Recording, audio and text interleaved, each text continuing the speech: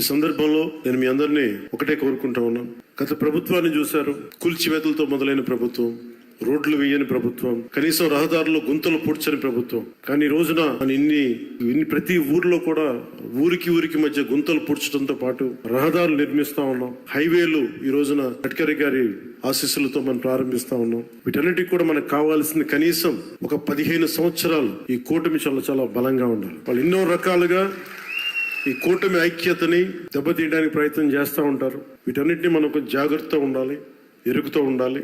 నేను ప్రత్యేకించి ఈ కూటమికి నేను ముందుండి కృషి చేయడానికి కారణం ఒకటి 5 కోట్ల మంది మన ఆంధ్రప్రదేశ్ ప్రజలు దేశ అభివృద్ధిలో చాలా బలమైన భాగస్వామ్యం వహించాలి. ఆంధ్రప్రదేశ్ ఖ్యాతి మొత్తం తెలియాలి. మన వెనకబడ్డతనానికి తిరిగి దాటుకుని అభివృద్ధి పదంలో పరిగెట్టాలి అని ఒక్క సదుద్దేశంతో నేను చేసిన ఈ ప్రయత్నం ఈ రోజు సఫలమై ఈ రోజున ఇంత పెట్టుబడులు వస్తున్నాయి. ఎందుకంటే ఒక బలమైన నాయకులు